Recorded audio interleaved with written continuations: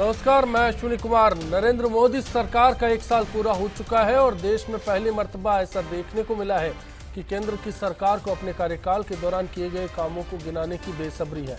तो पहली बार ऐसा देखा गया कि किसी सरकार के खिलाफ पूरा विपक्ष देश भर में मुहिम के तहत 1 साल के कार्यकाल की खामियों को गिना रहा है। इस बीच देश और देशवासी अब तक खोया पाया नहीं समझ सके हैं। ऐसे में सवाल है कि नरेंद्र मोदी के 1 साल के राज में क्या अच्छे दिन आ चुके हैं? क्या बुरे दिनों की चर्चा सिर्फ राजनीति का एक सवाल है? क्या मोदी की नीतियां सिर्फ कारोबारियों के हक में है या फिर विरोध का सवाल महज एक दिखावा है?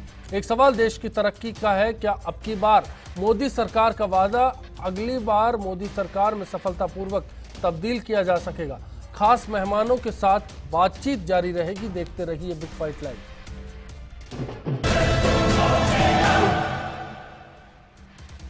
चर्चा में खास मेहमान हमारे साथ जुड़ चुके हैं। आपका तारुफ कराते हैं। बीजेपी से विधायक मदन राठौड़ साहब हमारे साथ हैं। जयपुर शहर के पूर्व सांसद कांग्रेस नेता महेश जोशी जी हमारे साथ हैं। नफा नुकसान के प्रमोटर जयसिंह जी कोठारी जी हमारे साथ हैं। विश्लेषक मानचंद जी खंडेला बातचीत में हमारे साथ होंगे।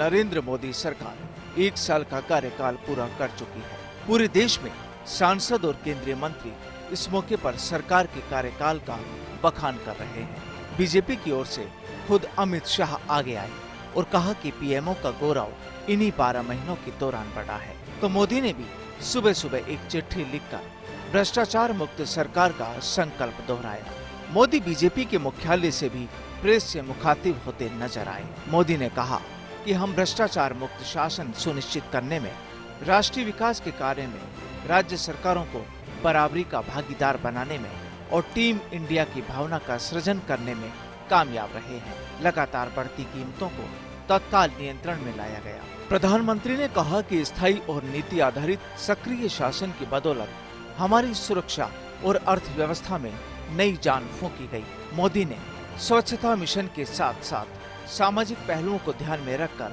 शुरू की गई पेंशन योजना का भी हवाला दिया। मोदी ने मथुरा में सरकार की सालगिरह पर एक जलसा किया और विरोधियों के खिलाफ जमकर हल्ला बोला। अच्छे दिनों की मांग करने वालों पर मोदी का निशाना रहा तो बुरे काम के लिए बुरे दिन आने की बात भी बोली। बुरे दिन गए कि नहीं गए, बुरे काम बंद हुए कि नहीं हुए। सूट बूट की सरकार कहने वालों को मोदी ने सूझबूझ की सरकार की समझ नहीं होने का हवाला दिया। हर गांव में टॉयलेट हो, हर घर में टॉयलेट हो, शौचालय की व्यवस्था हो, उस काम को मैं लेकर के चला हूं। मैंने स्वच्छ भारत का अभियान चलाया है। हमने एक अटल पेंशन योजना लगाई है। भाइयों बहनों, आपने कभी कल्पना की थी कि हमारे देश का किसान 60 साल के बाद उसको पेंशन मिल सकती है? तो तानाशाही पर फप्तियां कसने वालों के लिए मोदी ने कई तंज कसे।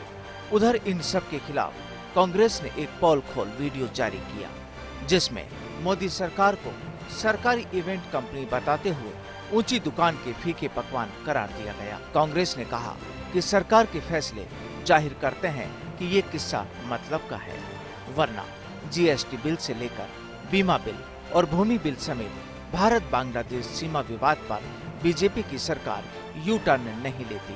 कांग्रेस ने 1 साल बेमिसाल के नारे पर पलटवार किया और इसे 1 साल देश बेहाल का नारा भी दिया।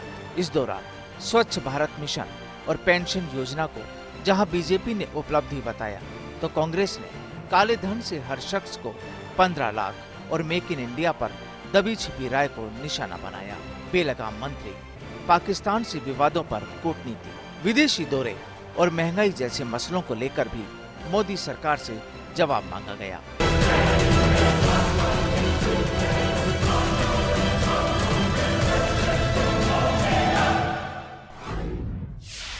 तमाम तरह की राय नजर आती है। इस बीच में मदन राठौड़ साहब आपसे जानना चाह रहे हैं, 1 साल क्या बदलाव? देखिए, 1 साल में आप सबने भी महसूस किया होगा कि किसी भी प्रकार का केंद्र सरकार पर भ्रष्टाचार का आरोप नहीं लगा। पूर्व सरकार तो भ्रष्टाचार में अकंठ डूबी हुई थी एक तो ये विशेषता रही। दूसरा देखिए कई प्रकार की बातें हैं। हम सब जानते हैं कि 12 रुपये में 2 लाख तक का नेचुरल डेथ पर बीमा, केवल 12 रुपया, 1 रुपया महीना, साल में केवल 12 रुपया जिसका कटेगा उस व्यक्ति को सामान्य मौत पर 2 लाख रुपए का बीमा उसको लाभ मिलेगा उस परिवार को। यही नहीं, प्रधानमंत्री जनधन योजना और कई प्रकार की अटल पेंशन योजना ये केंद्र सरकार ने लागू की। इसके अलावा हम जानते हैं कि ये सॉइल टेस्टिंग का जो काम किया ये किसान के हित में किया कि किसान अपनी जमीन। मदन राठौड़ साहब, क्या ये वो प्रमुख मुद्दे हैं जिनके दम पर आपने चुनाव लड़ा? बीमा योजना, सॉइल टेस्टिंग की जो योजना आप बता रहे हैं, या फिर भ्रष्टाचार को लेकर जिन नीतियों का आप जिक्र कर रहे हैं? देखिए, खासतौर पर एलिगेशंस नहीं लगे जी। काला धन अब विदेशों में जा नहीं सकता, सजा का प्रावधान किया। ये एक्ट लेकर के आए, किस प्रकार से किसी ने यदि काला धन छुपाने की कोशिश की तो उसको सजा मिलेगी, ये प्रावधान किया। आपसे ये भी पूछा जा रहा है कि 15 लाख रुपए आप खातों में डालने वाले थे उसी काले धन के जरिए, देखिए उनका क्या हुआ? जादू के डंडे से काम नहीं होता, काम करने से होता है। इसमें समय तो लगता ही लगता है। अब जो 55 वर्ष तक कुछ नहीं कर पाए वो 1 साल में सब कुछ चाहते हैं कि ये 1 साल में सब परिवर्तन हो जाए। इसमें समय तो लगने वाला है, काम तो करने से होगा, प्रक्रिया है, उस प्रक्रिया से ही सब कुछ होने वाला है। कई प्रकार के समझौते करने पड़ते हैं। जहां पर इन्होंने काला धन छुपा रखा है वहां से निकालने के लिए पहले हमारे देश के संविधान में इस प्रकार का संशोधन किया, उस प्रकार की व्यवस्था की।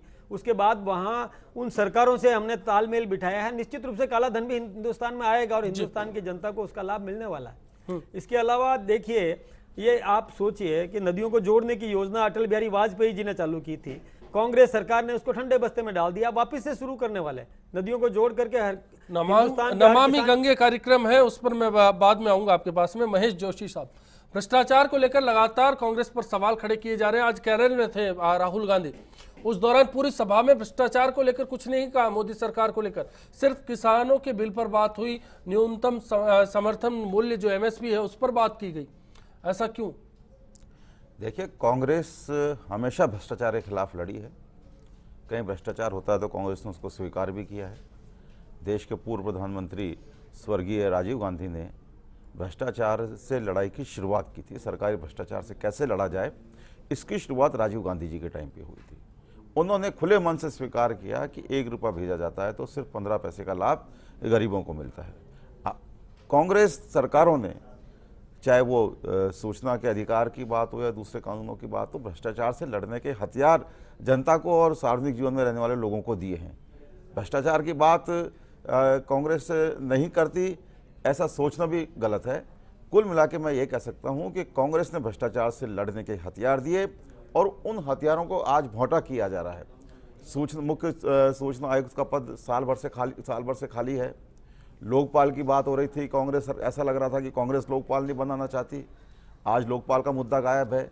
मैं कुल मिला के ये कहना चाहता हूं, जो अभी राठौड़ साहब भ्रष्टाचार की बात कर रहे थे, भ्रष्टाचार से लड़ने वाली संस्थाओं को तो कमजोर किया जा रहा है, उनको अनदेखा किया जा रहा है और फिर भ्रष्टाचार मिटाने की बात कर रहे हैं। तो ऐसी कौन सी इनके पास जादू की छड़ी है कि ये भ्रष्टाचार मिटा पा रहे हैं? मोदी कहते हैं कि पूरे 1 साल के दरमियान कोई एलिगेशन नहीं है, किसी तरह का घोटाला नहीं है। सबसे बड़ा बदलाव यही है। ये घोटाले भी सामने आएंगे। आप ये देखिए, नीतियों में जो घोटाले हो रहे हैं, पीपीपी मॉडल की जगह एन्युटी मॉडल को शुरू इन्होंने करने की कोशिश की है। एन्युटी मॉडल क्या है? 40% पैसा, खंडेला साहब और ज़्यादा डिटेल में बताएंगे, 40% पैसा सरकार खर्च करेगी और 40% पैसा खर्च करने के बाद भी सारा जोखिम सरकार का होगा। ये इंश्योरेंस की बात कर रहे हैं, इसका घोटाला सामने आएगा। ये जब इंश्योरेंस की जो स्कीम आगे बढ़ेंगी, सरकार ने ये जो निजी बीमा कंपनियां हैं, इन बीमा कंपनियों को इंश्योरेंस का काम दिया है। ये जब इंश्योरेंस का क्लेम लेने की बात आएगी तब लोगों को कितने परेशानी होगी, ये सारी बातें सामने आएंगी। इसलिए मैं कहना चाहता हूँ, ये अच्छे दिनों की बात कर रहे हैं, अच्छे दिन आए नहीं हैं। अगर अच्छे दिन आ गए होते तो मैं भी आप ही के चैनल पे कार्यक्रम देख रहा था, सभा का कार्यक्रम मोदी जी को पूछना नहीं पड़ता जोर जोर से चिल्ला के कि बुरे दिन गए और कोई जवाब नहीं दे रहा।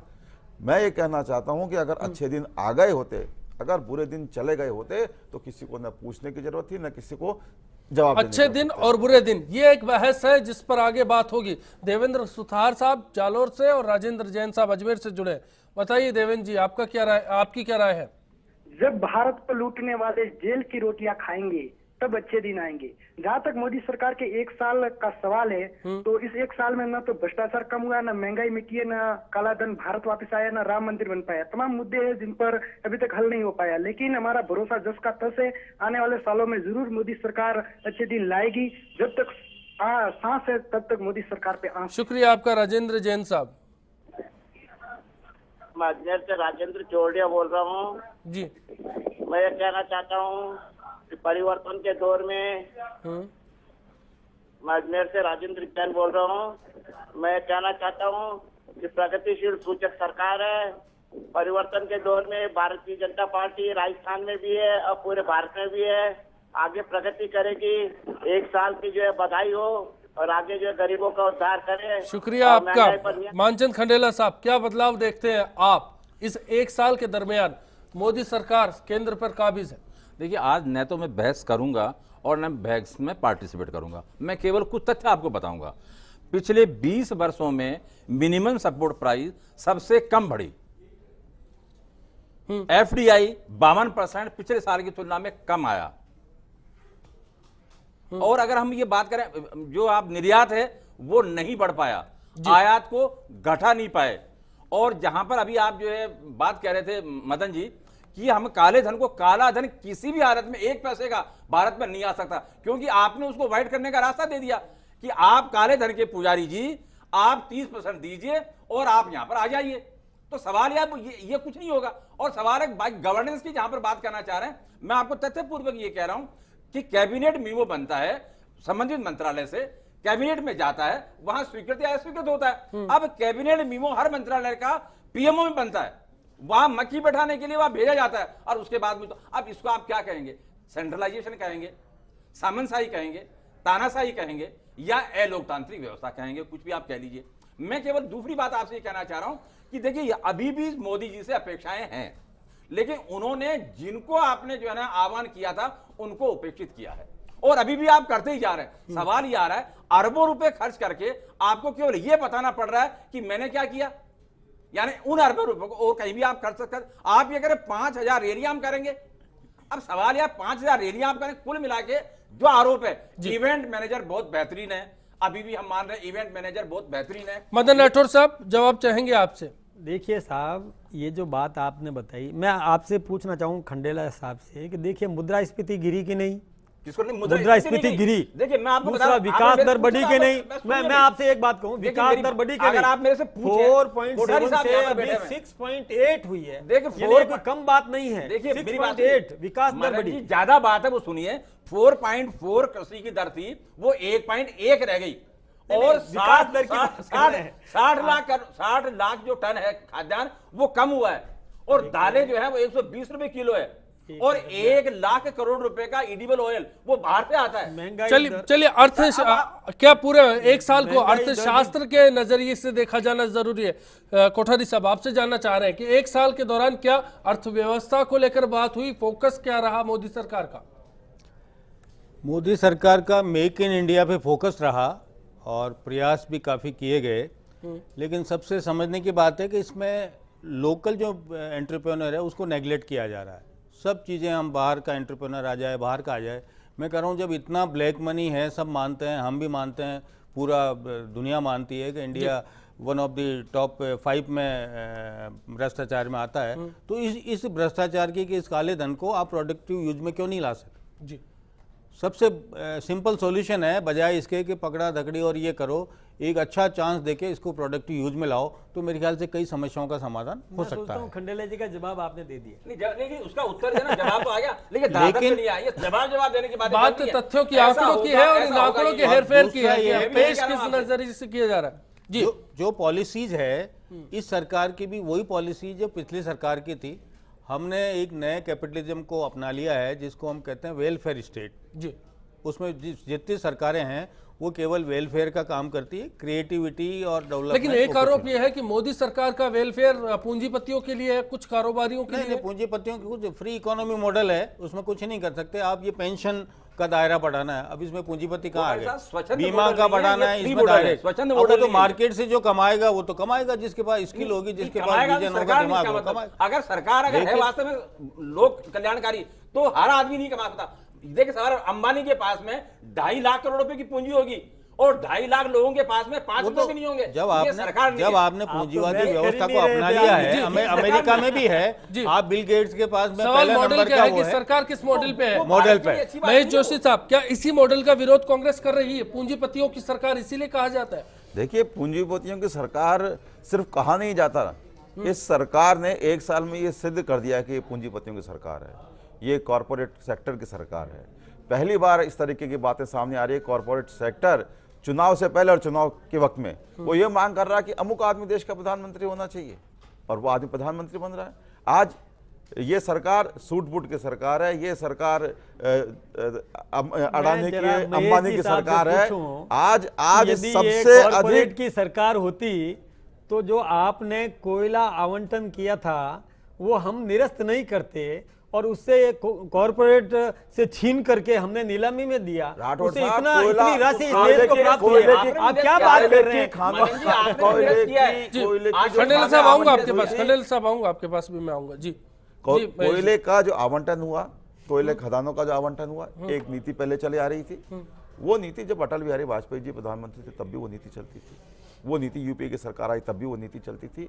उस नीति के तहत कोयला, लेकिन उसकी कालिख यूपीए 2 पर लगी, उसकी कालिख लगी और उसका तो नतीजा हम भुगत रहे हैं। लेकिन मैं आपको ये कहना चाहता हूँ, हमने कोई नीति नहीं तोड़ी।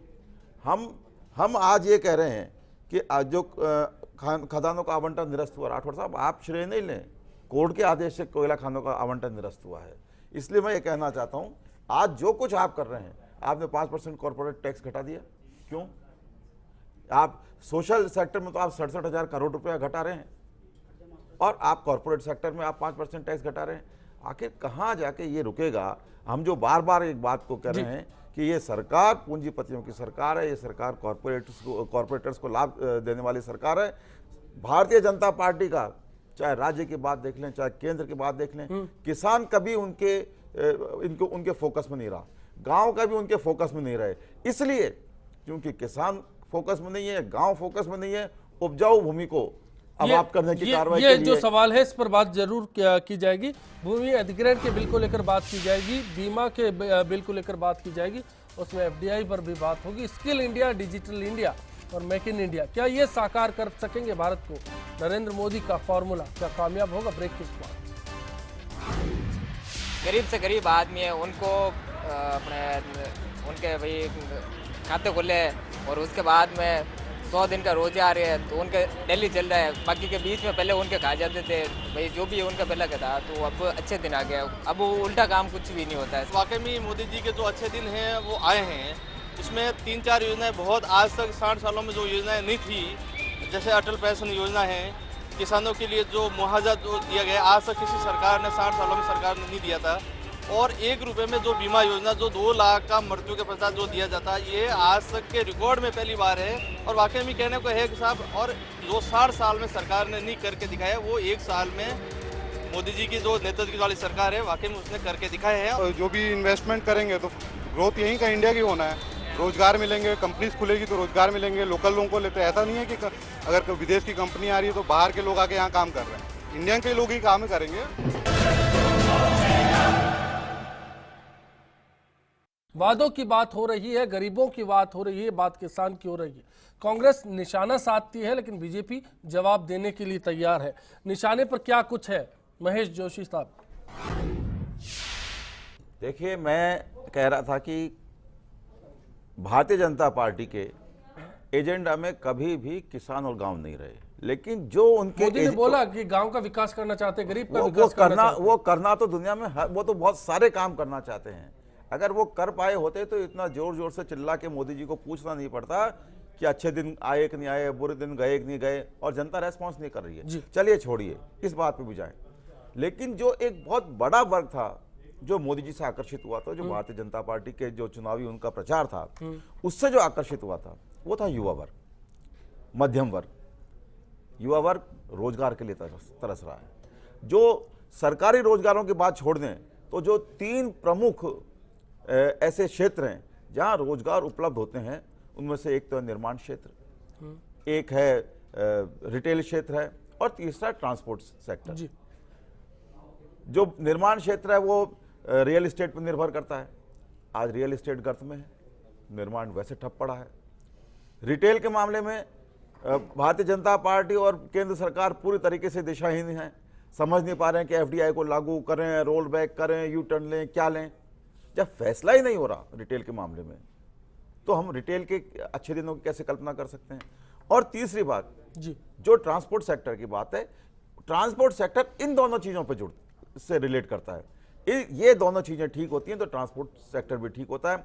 फिर हम बात लें पेट्रोलियम प्रोडक्ट्स की, कि आज पेट्रोल के, डीजल के जो अंतर्राष्ट्रीय दाम है वो $100 से कम पे हैं। हमारे टाइम में जब हमारी सरकार थी $117-120 प्रति बैरल तक रेट चली गई थी। लेकिन आज की तारीख में आप देखें पेट्रोल में और डीजल में अंतर कितना है, कोई अंतर। नरेंद्र मोदी कहते हैं फिर भी कि महंगाई पर काबू पाया है, बढ़ती कीमतों पर काबू पाया है। एक मैं समझ नहीं पा रहा हूं कि किस आधार पे मोदी जी ये बात कह रहे हैं। देश के प्रधानमंत्री हैं, संजीदगी से उनको बोलना चाहिए, सच्चाई से बोलना चाहिए, प्रमाणों के साथ बोलना चाहिए। उन्होंने एक प्राइस स्टेबलाइजेशन फंड एक बनाया था कि देश में हम कीमतों को नहीं बढ़ने देंगे। देश में कीमतें लगातार बढ़ रही हैं। खंडेला जी बता रहे थे 120 रुपए किलो आज दाल है। ऐसी कोई चीज नहीं है जिसकी कीमतें नहीं बढ़ी हों। और जो प्राइस स्टेबलाइजेशन फंड जो है उसके लिए आप पूरे देश की बात कर रहे हैं। उसके लिए जो फंड रखा, जो बजट रखा, वो रखा मात्र 500 करोड़ का, जो आलू और प्याज की कीमतों को कंट्रोल नहीं कर सकता। आखिर महंगाई कंट्रोल कहाँ हो रही है? ये सवाल है जी, मदन राठौर साहब, इस पर जवाब देना होगा आपको। जी बिल्कुल, आता हूं मैं आपके पास में। 2 दर्शक जुड़े, उनसे भी जान लेते हैं उनकी क्या राय है। मोहम्मद फारूक साहब जोधपुर से, सुनील जी जयपुर से हमारे साथ जुड़े। फारूक साहब। जी सर, सबसे पहले तो अश्विनी जी मैं आपको हृदय से बधाई देना चाहूंगा, क्योंकि आप इस कार्यक्रम का संचालन बहुत ही उम्दा तरीके से करते हैं। शुक्रिया सर, बताएं। और उसके बाद में सर, असल में मोदी सरकार जो है उस 1 साल में ऐसा कुछ भी नहीं कर पाई। उन्होंने जिस तरीके से भ्रष्टाचार और काले धन को लेकर जो घोषणा पत्र में घोषणा की थी, उस घोषणा पर ये खरे नहीं उतर पाए। इसके अलावा भी बहुत सारी ऐसी बातें हैं जिसको देखते हुए ये लगता है कि ये पूरी तरह से विफल सरकार रही है। शुक्रिया आपका इस राय के लिए। सुनील जी। हेलो जी, सुनील प्रजापति जी बताएं। हेलो, सुन पा रहे हैं आपको? हाँ अश्विनी जी नमस्कार। नमस्कार। हाँ सर, मैं ये कहना चाह रहा हूँ अपने मोदी का जो लगता है ऑडियो कनेक्टिविटी में कुछ समस्याएं हैं, आपसे फिर जुड़ेंगे हम। शुक्रिया आपका। मदन राठौड़ साहब, फारूक साहब की भी राय लगभग महेश जी के साथ है। महेश जी ने जो बात कही कि किसानों के और आम जन के हित में नहीं है जी। अब किसानों के लिए जब चिंता कर रहे हैं, नदियों को जोड़ने की जब पहले बात आई थी तो क्यों रोक दी इन्होंने? उसको बंद उसमें ठंडे बस्ते में क्यों डाल दिया जब अटल बिहारी वाजपेयी जी ने किया? अब इसका सवाल बढ़ती कीमतों से क्या है? सवाल बढ़ती कीमतों पर है। आपने किसानों की बात कही। दूसरी बात इन्होंने कही, जो राजीव गांधी की बात इन्होंने कही कि 1 रुपया वहां से भेजते हैं और 15 पैसे यहाँ पहुंचता है। तो जब सक्षम वही थे, वो खुद सक्षम व्यक्ति हाथ ऊंचे करके हथियार डाल करके इस भ्रष्टाचार को बर्दाश्त कर रहा है, इससे ज्यादा और गिरावट क्या हो सकती है? ये इनको खुद को स्वीकार करना चाहिए। दूसरी बात ये, आप खुद भी सक्षम रहे। 55 वर्षों तक जिन्होंने शासन किया, 55 वर्षों में जो भ्रष्टाचार कहां तक पहुंचा दिया इस देश की स्थिति। नहीं, सरकार वर्तमान नहीं, इन्होंने बोला, मैं उसका जवाब दे रहा हूं। सरकार विचारधारा साहब, ये बात को आप सुनना पड़ेगा। इन्होंने महेश जी ने बोला था, उसी बात का मैं जवाब दे रहा हूं। दूसरी बात यह है, आज मृदा परीक्षण की बात इन्होंने क्यों नहीं सोची? किसान हित की बात नहीं है क्या? दूसरा, जो मुद्रास्फीति गिरी की नहीं गिरी, बोलते हैं अशोक गहलोत पहले राजस्थान में लॉन्च कर चुके थे, और अभी उसको बीज देने की बात कही है। पेंशन योजना हमने लागू की, आप उनको बंद कर रहे हैं।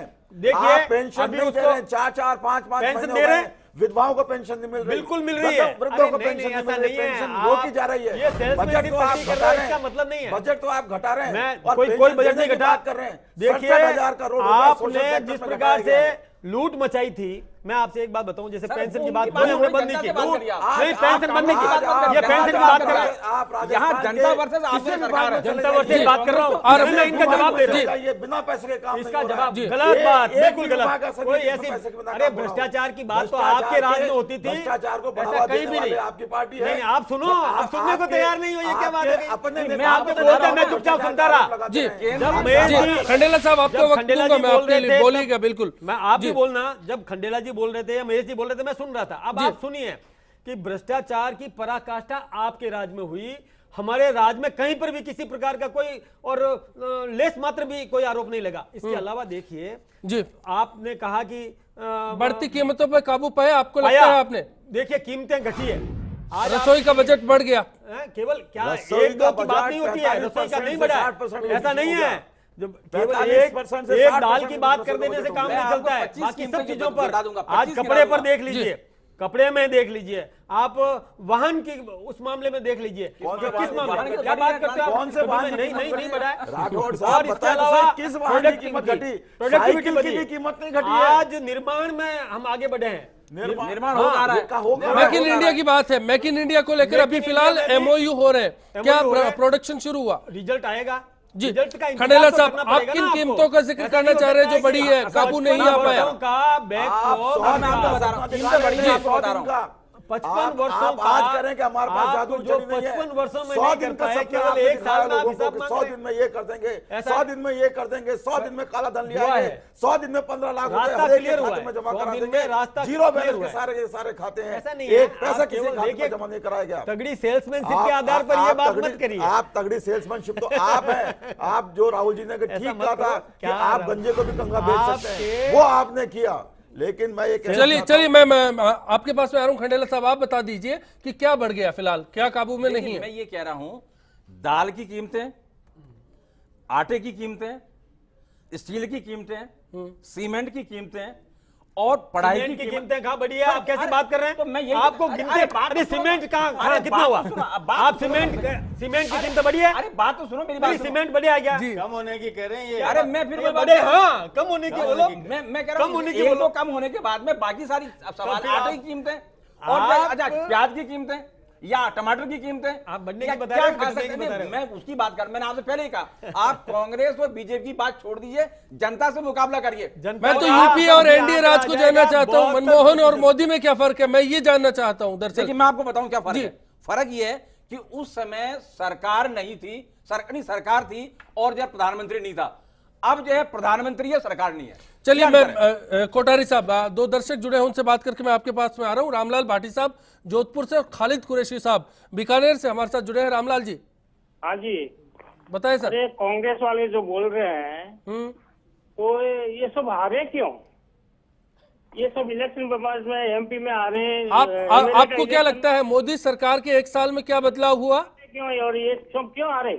जी रामलाल जी, एक साल में क्या बदला? हाँ, एक साल में बदला तो है ही है। क्या बदला? क्या बदला है ना, बदला ही है बहुत सारा, और धीरे धीरे बदलेगा। कोई जो पुरानी जो कमियां थी उसको एक साल में थोड़ी कम हो जाएगी, तो 5 साल लगेंगे उसको। चलिए और इंतजार करना होगा। शुक्रिया आपका। खालिद साहब। सर नमस्कार आप सभी को जी। दूसरे मोदी साहब को और पार्टी के सभी नेताओं को जीत का 1 साल बहुत बहुत मुबारक जी। सर 60 साल और 1 साल में काफी अंतर होता है, तो हमारे कांग्रेसी भाई जरा सोचें, वो अंतर को जरा देखें कितना फर्क है, तो टाइम दें, कम से कम मोदी साहब को 10 साल दें और फिर देखें उनके 60 साल में और 10 साल में कितना फर्क नजर आता है। शुक्रिया आपका। कोठारी साहब, आपसे जानना चाह रहे हैं कि 1 साल में अगर कीमतों को लेकर बात है, लगता है कहीं बदलाव की स्थिति आई? देखिए कीमतें तो अब वही बात है कि डिमांड सप्लाई का इक्वेशन तय करती है, लेकिन उससे भी एक जो विशेष बात यह है कि हमने जिस डेप्ट इकोनॉमी के मॉडल को अपनाया है कि उधार लेके और पैसा बांटे जाओ, तो मनी की वैल्यू कम हुई है। महंगाई बढ़ने का मतलब है कि नोट तो सिस्टम में ज़्यादा आ गए, लोगों के पास मनी, नए पैसे तो आ गए आप, लेकिन वो खरीदने की जो ताकत है, वो रियल जो उसकी वर्थ है, वो कम हो रही है। तो ये पूरे देश के लिए, पूरे सिस्टम के लिए आज हमने जमीनों के भाव इतने हो गए कि कोई काम उस भाव पे लेके रुपए कमजोर होता चला गया। सस्टेनेबल इकोनॉमी नहीं है आप जी। वो कागजी ऐसी इकोनॉमी हमने क्रिएट कर ली, आर्टिफिशियल इकोनॉमी, ये एक बड़ा सवाल कि उस पे लेके हम कोई भी काम, वाइबल काम कर ही नहीं सकते आप। तो और वो भरोसा भी अंतर्राष्ट्रीय बाजार में नहीं रहा, उसी कारण रुपया लगातार कमजोर हुआ है। यही कारण है इसका। तो इसीलिए कि जब सस्टेनेबल इकोनॉमी नहीं है तो न तो रोजगार बढ़ेंगे, न सरकारें सही ढंग से चलेगी। ऐसे में मेक इन इंडिया की बात विदेशों में जाकर करना वो सक्सेसफुल नहीं होगी, क्योंकि कोई भी नहीं आएगा जब तक उसको 2 पैसा नहीं मिलेगा। प्रधानमंत्री भले ही विदेश दौरे कर ले, वादे कर ले, MOU कर ले, लेकिन वो इन्वेस्टमेंट, वो वादे कैसे पूरे होंगे, वो क्या बड़ा एक सवाल है। चीन के साथ खासतौर पर इस संबंध को लेकर देखा जा सकता है, जहां पर लगातार जो घाटा है, वित्तीय घाटा, वो बड़ा है। फिलहाल एक ब्रेक, तुरंत वापसी होगी, बने रहिए। जो विदेश यात्रा जो की है अभी, उससे जो भारत के सम्मान में जो वृद्धि हुई है, और जैसे अमेरिका जैसे देश, रशिया जैसे, चाइना जैसे देशों ने पलक पावड़े बिछा के हमारे मोदी जी का स्वागत किया है, और भारत के विकास को देखते हुए उन्होंने इतना युवाओं में इतना मनोबल जागा, जहाँ हमारा देश को कोई पूछने वाला नहीं था, निराशा का भाव था। आज विदेशों में भारत के नाम का डंका बज रहा है। कांग्रेस के 10 साल अपना मनमोहन सिंह जी ने राज किया, उस टाइम देश की हालत में भ्रष्टाचार सब तरह से त्राही मच गई थी देश में। आज जब मोदी जी को 1 साल हुआ, उन्होंने इतना मतलब विदेशों में यात्रा करके और देश की शक्ति को परखा है, दूसरे विदेशों में भी भारत की शक्ति को पहचाना है।